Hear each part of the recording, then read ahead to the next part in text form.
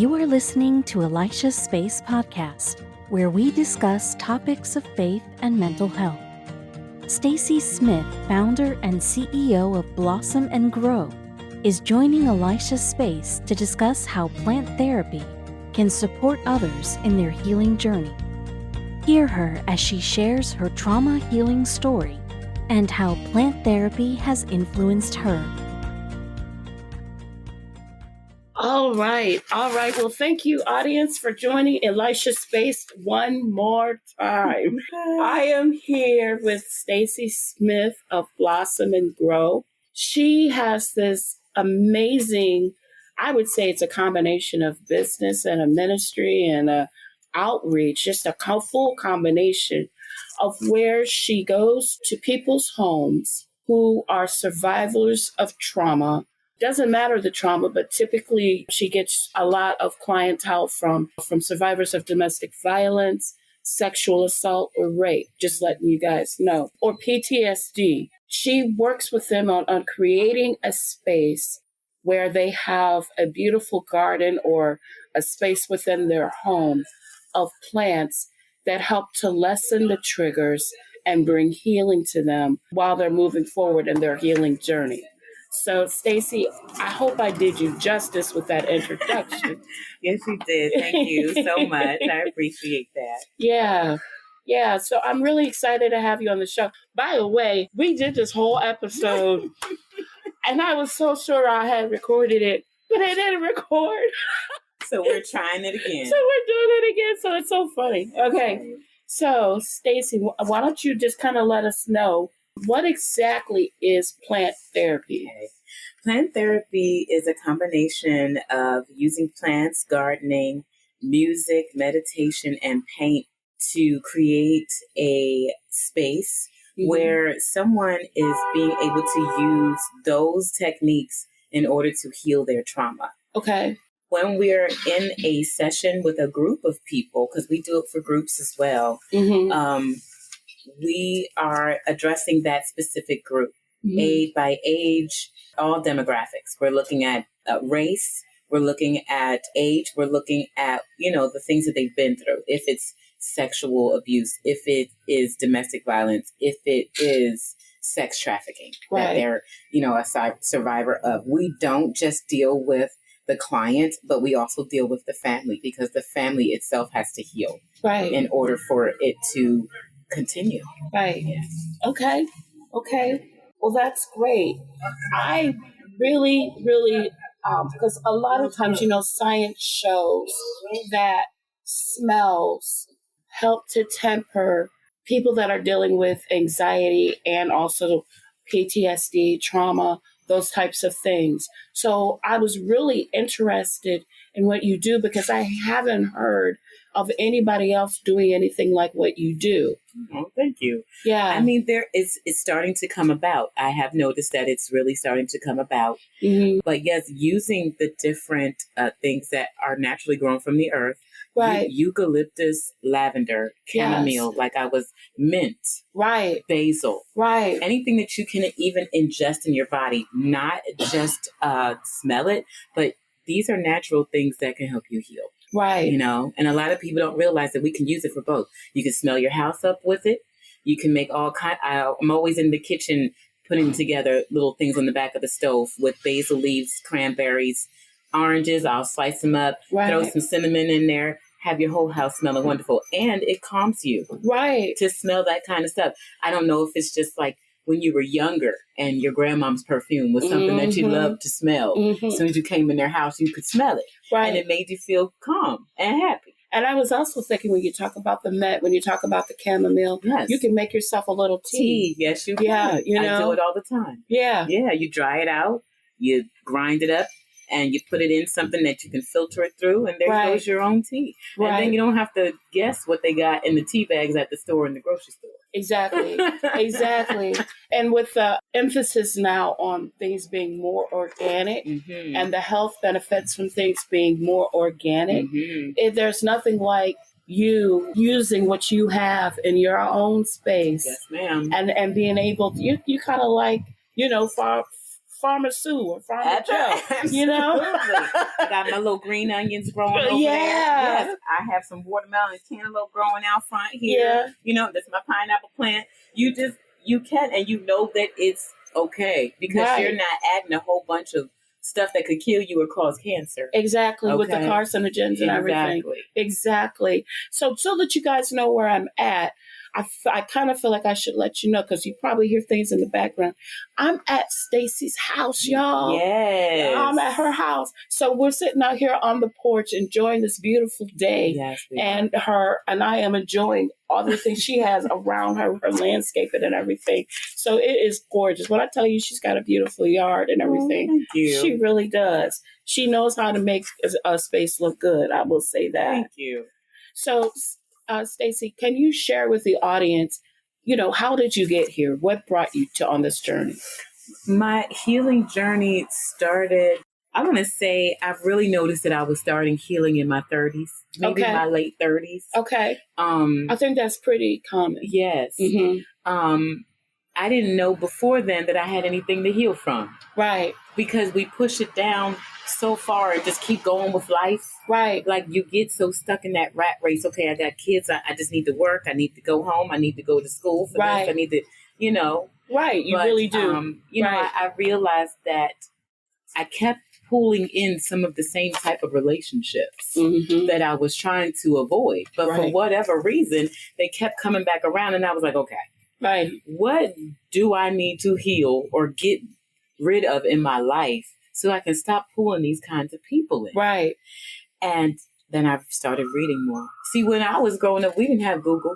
We didn't have all of this stuff that these kids have these days where they can say, okay, well, I'm feeling this type of way. What do I do for it? Right. We didn't have that. Right. We had an Encyclopedia Britannica. Right. Okay. Exactly. And the library. Right. And so now that when I got into my 30s and I started researching more on how to grow certain plants that weren't made here in the United States. Okay. And I would order the seeds from a different country and grow them here. Right. And people like, how you doing that? It wasn't nothing but a gift from God. Right. So I started growing all kinds of food, plants. Right. Just in my own circle, wherever I lived, I made sure I could grow. Right. Because I realized it was helping me to heal. And now I want to help other people heal through that. So let me ask this question. Yes. Now I'm glad we're doing this again because it's making me ask my questions. So, some people have small spaces and some people have larger areas of yard and things like that. And some people they maybe don't have a yard. Maybe they live in a condo or they live in an apartment. How are you able to assist and support them in those areas? What does that look like? Absolutely. If you have a balcony or just a space that you're willing to lend for plants that can be in pots, you can grow whatever you want to grow. Yeah. You can still grow your vegetables. You can still grow your fruit. Right. You can still grow plants. Right. But you got to dedicate a space just for that. Okay. And yes, I'd be more than happy to help anyone in an apartment, condo, townhouse. I mean, I have a small front yard, as you can see. Right. But I still planted my watermelon and my cantaloupes that came up. Yes, you did. And it's all about a will. Where there's a will, there's a way. Okay. Yep, that's right. And what would you say are some joys as well as some challenges you've had, when working with people? The joys are definitely that it's catching on, that people are understanding the connection with trauma and healing with the plants and the earth. Right. We come from the earth. Therefore, we need to go back to the earth to know how to heal ourselves. We need to use the earth to heal. Right. That is why there's so many green spaces these days, because people are starting to realize we need this. We don't need all this concrete. This makes us hard, right, rough. Right. And it's hard on the body. Absolutely. Right. Absolutely. Right. That's why it was grass and not concrete. Right. And not brick. Man made that stuff. And yes, we needed it. Right. But we still need our green spaces. Right. Absolutely. We need that.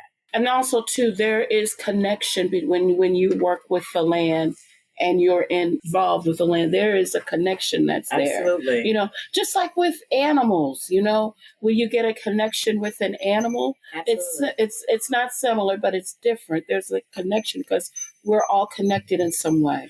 You know? Definitely feel that with animals. I feel like, you know, you nurture them just like Right. you would yourself or just like you would a child. Right. Because when you do that, they grow and they're happy and then they make you happy. They give you the same feeling back. Right. So it's an equal give and take. What you put in the earth, you will get out tenfold. Right. You can sustain yourself by things from the earth. Your Right. plants, your vegetables, your fruit.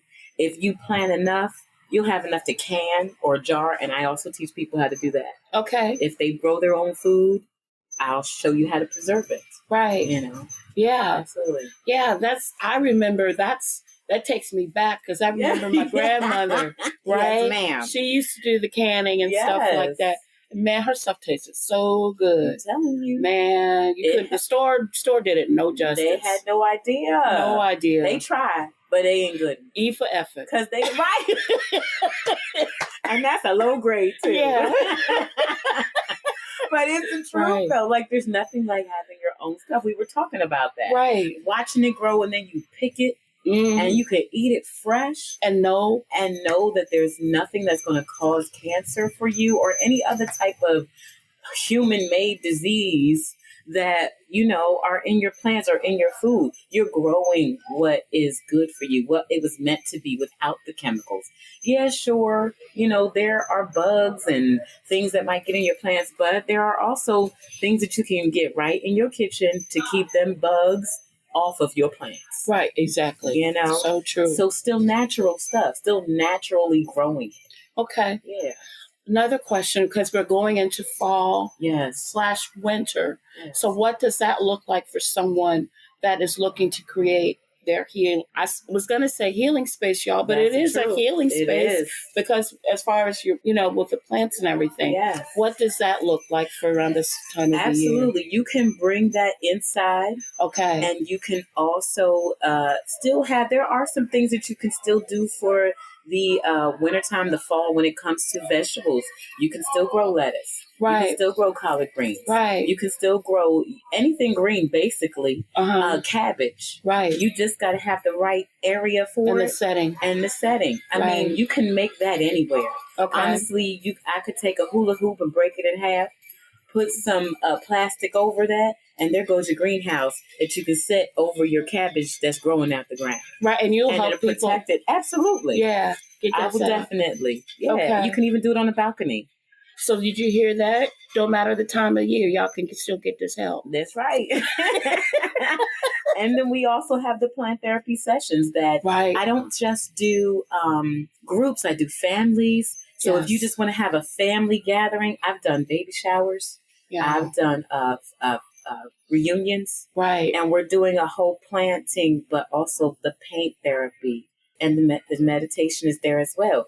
People are enjoying it. That's great. People are enjoying it. That's great. It's good to have something to do on the inside in the wintertime besides watch TV. Exactly. Yeah. Yeah, exactly. So how would you say plants have helped others? Ooh, a lot of trauma, I feel, and I've been told that it helps with their healing process. I've been told with OCD.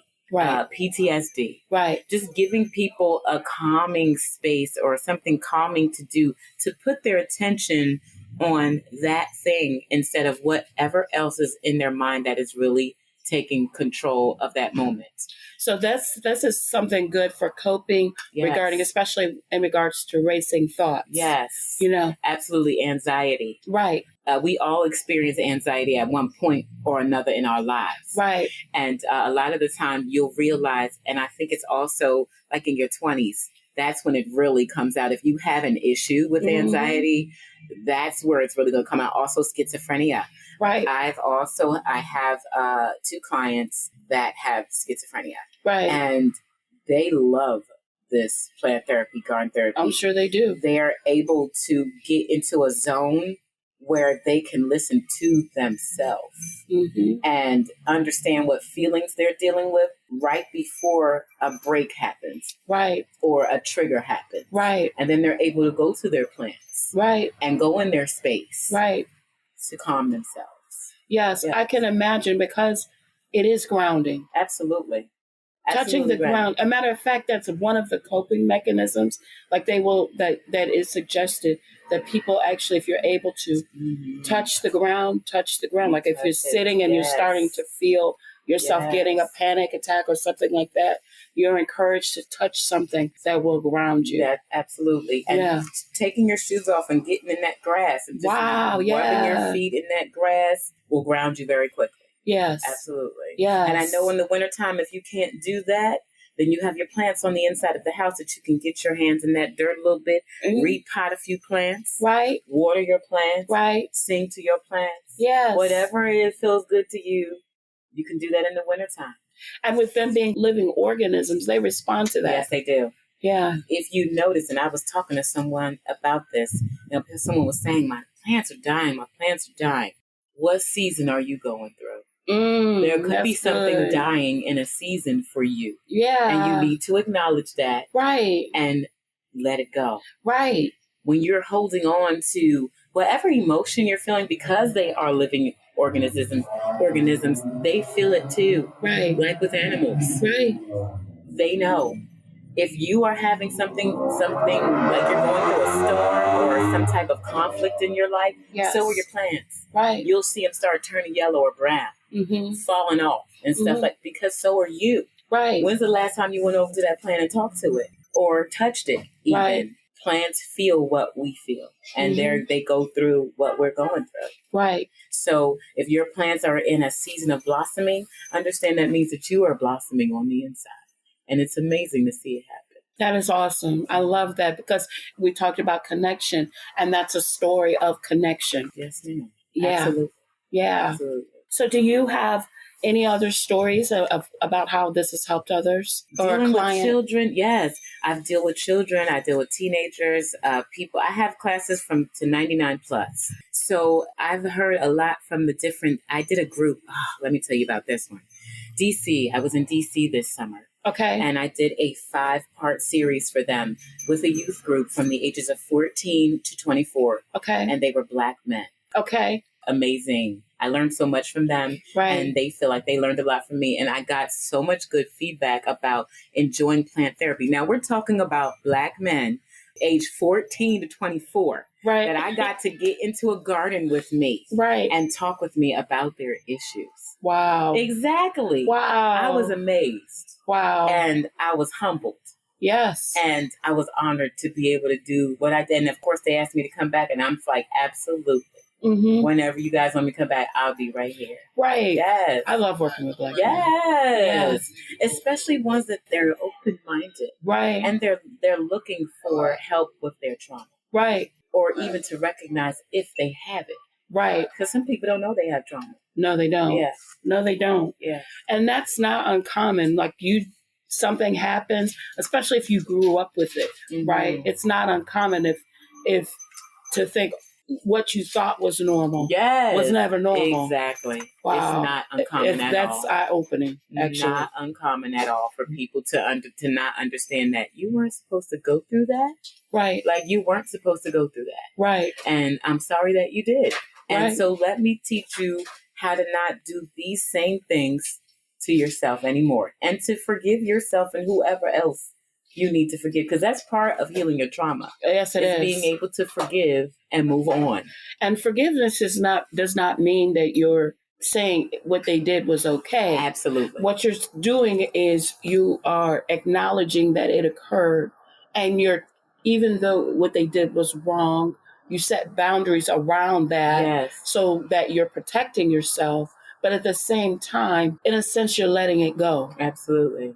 Because if you hold on to it, it can become an offense, and it can keep you from getting healed. Absolutely. And a lot of times offense can keep you from moving forward in your healing process. And it can cause disease. Yes. Oh my gosh. Yes, it can. Y'all see how calm I asked her. And it can keep you from healing any dis-ease, because that's what it is. Right. Dis-ease in your body. That's right. People get stomach ulcers from holding in unforgiveness, like holding grudges and stuff like that. Right. People problems get in your bones. Yes, your arthritis. Heart. Right. You can stroke. Stress right. Stress kills. Yes, it does. And literally being unforgiven or unforgivable and doing that over and over, year after year after year, you're causing yourself health issues. Right. And so we can get back to the plants and say, use these plants, these certain ones, to help with that healing on the inside. Right. It all comes full circle. Yes, it does. It all comes full circle. Yes, it does. And what I'll say, audience, is, I know I'm a therapist and she does the plant therapy piece, but you see, there's different things you can do to implement. There's different tools you really should use.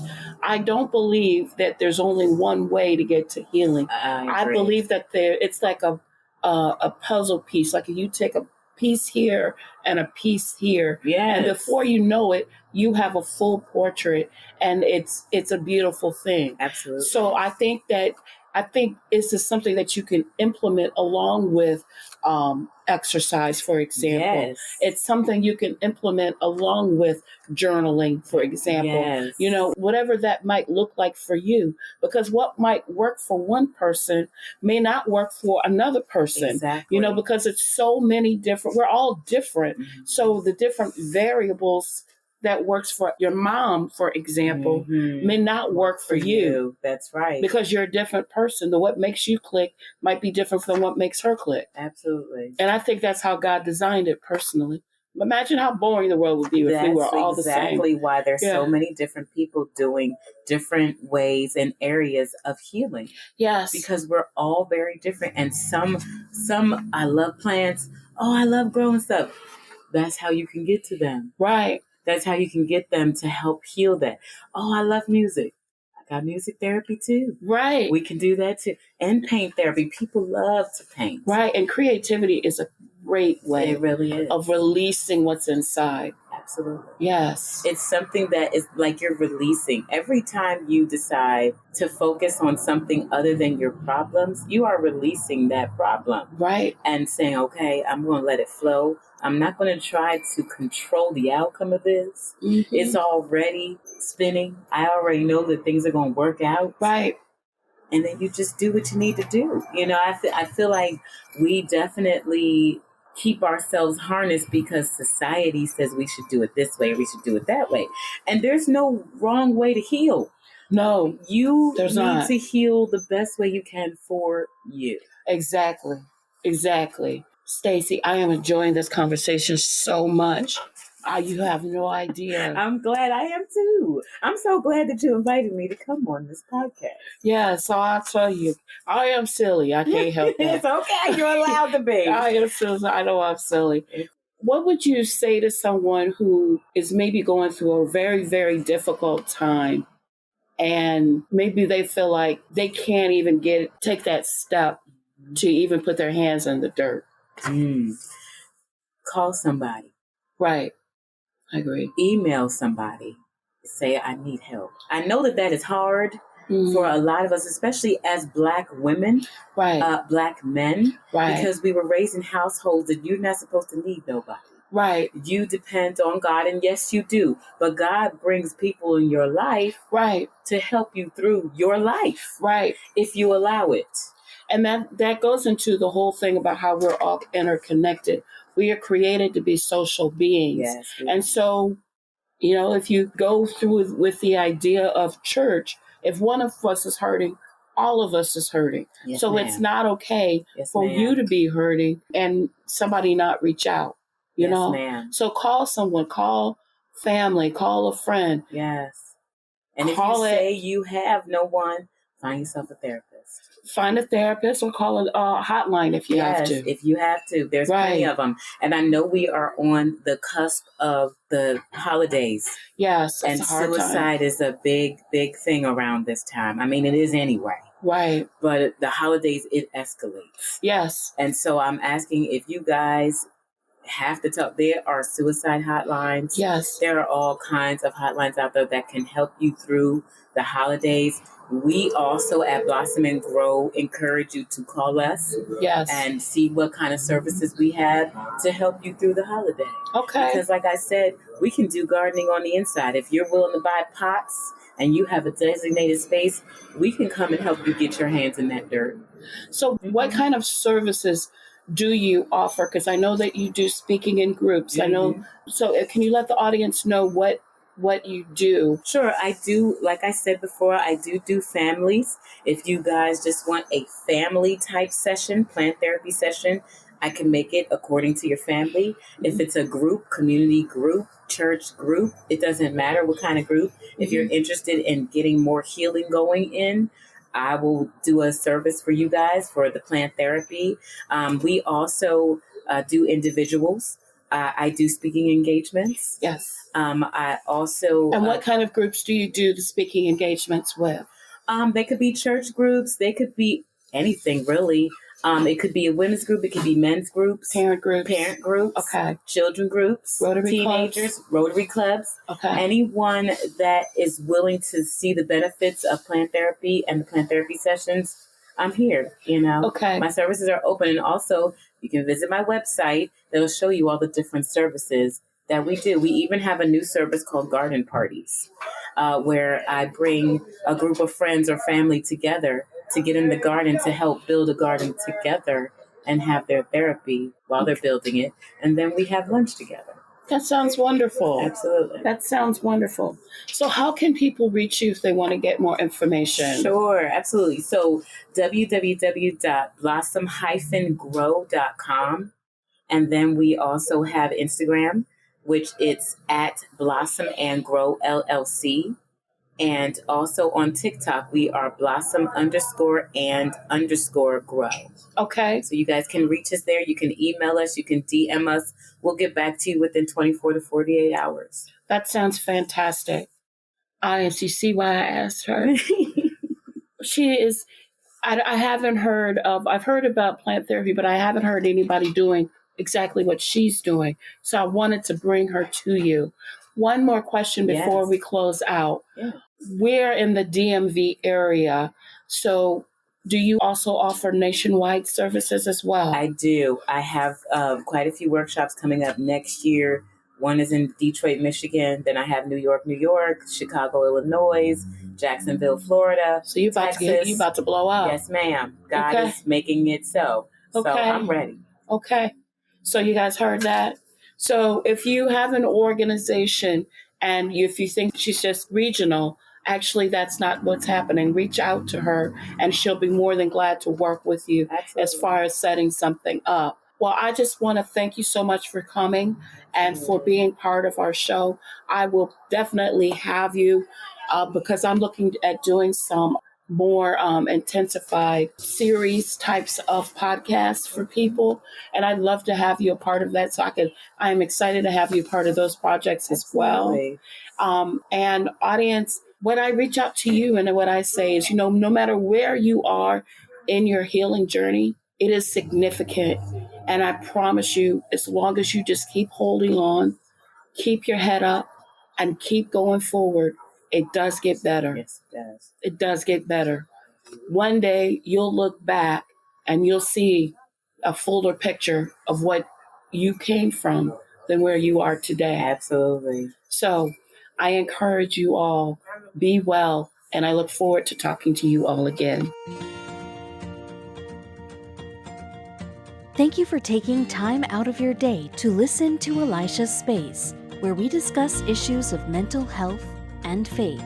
Like our shows? Subscribe so you can be in the know of upcoming episodes. Now go, move forward in your healing journey.